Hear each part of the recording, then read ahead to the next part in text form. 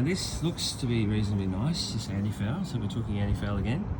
This looks reasonably nice, and this was done not so long ago. It was good, but then we start getting around and we go around here, it's looking right, so there's a bit there. I mean, this is kind of what it should be looking like, nice and smooth. This is a hard format Antifoul. You can tell they're hard and soft if you rub your finger on it and you get stuff off it. It's a soft Antifoul.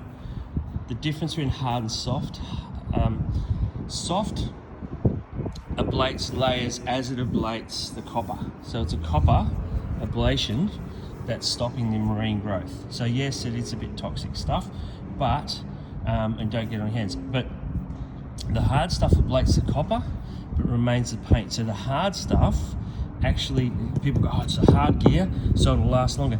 This needs to be sanded back and done every year, right?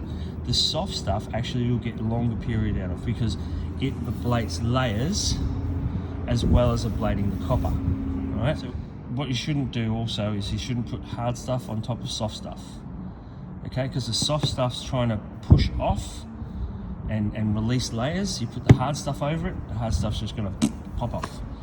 Yeah, with that sound effect, it's a sort of thing. Anyway, so this is looking pretty good here. Now this has been redone recently. It's a little bit rough around here, but then we get down here, then we go down, we go, what's happening down here? What's happening down here? Uh-oh. Uh-oh. Now what's happened here is something's gone wrong here with the now that's whatever that material is. You can see I can scratch it off with my fingernail. Now no surface or preparation on the bottom of a boat should be able to be scratched off with a fingernail, okay? So, and you can see that even that bit there, I can flick that off. But what I'm seeing there is I flick that off, I can't see if I can get another big bit. See how, we get that in view. See how I paint under my fingernail there, sorry about my long fingernails. But you see how that black paint has got white on it. So that means that is white is sticking to the black of the Antifoul and that's peeling off. So what we've got there is all the P's.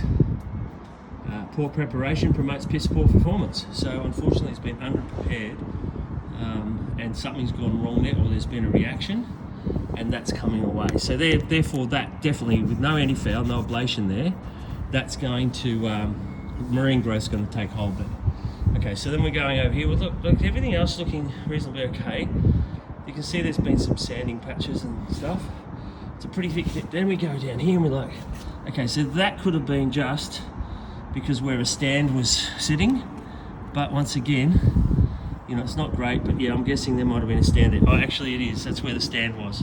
You can see how that is a slightly different color. That's a different color because the stand was there, and just before they put it in the water, they had to just whack a thicker layer on with the roller because that's where the stand was. So I can sort of forgive that a bit. This, that needs investigation. So then if I go around this side, this boat wasn't done at this yard, it was done at another yard. And then we look down here. Oh, looks like the sand has been on a bit of a holiday again. So I can see by the edges of that the sander has got rounded, slightly rounded, that whoever's been sanding that, it's skipped across that a few times, but hasn't got in and feathered it back out.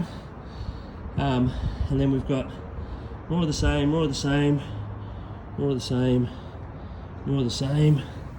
Yeah, so just preparation is key. See, there's another, so that's been hit by the sander, but that's feathered. Feathering is, you know, if you've got a dent like that, you feather it out so it's, you know, because that's feathered, but it's not feathered enough for my liking. Maybe I'm a little bit too OCD on this stuff, but once again, that's not too bad because you can see that's like, and the other one we're looking at, you see that's got a soft edge to it, that should bond pretty well. When you get the really hard edges, like I was showing you on the other one, that's when, you know, with water flying across the hull as it does, like that, it might chip out and get in behind that. And then you've got all sorts of problems. Okay? And then, here we go. There's some more. So this one isn't terrible. If you looked at that from a distance, you go, yeah, that's awesome. But, you know, I'd say you get away with this, get away with this, fix up what's going on the other side. But I'd say soon, you can see here, there's more of it. It's probably getting time for this one to be buzzed back. And what I mean by buzz back is that's taking it all the way back to that is taking it all the way back to the primer coat, yeah, or the actual. And then if that's no good, then you've got to go back to substrate, obviously, which is the hull itself, and then build it. Because you need to build the barrier between the fiberglass, obviously, and the hull. So now we're coming around the transom.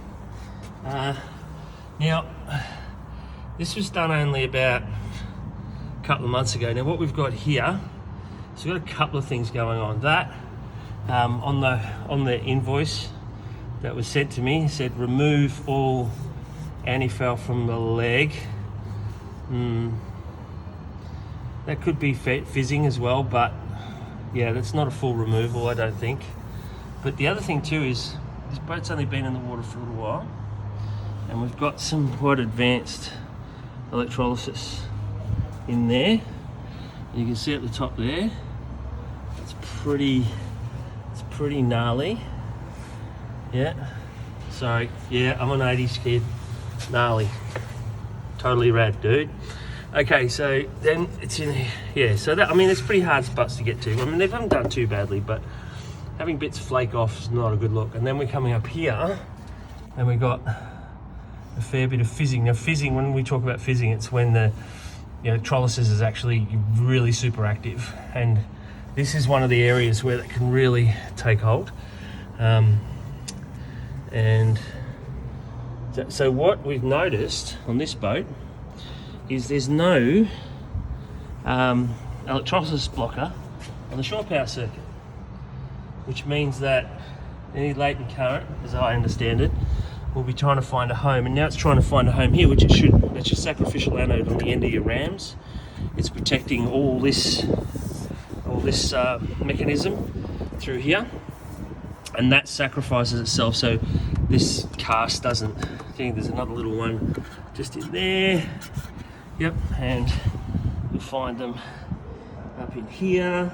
You see they're working quite hard, which is a good thing. But if they're working too hard, like that one, and not really even. It's like, and it's the same on the other one on the inside as well. So that latent current is really working, trying to find somewhere to escape and do its damage. So the problem is there, if you've got too much going on all at once, it tends to find other things, and the other things are things like that, and worst case scenario, things like engines. All right, a little bit on Antifoul.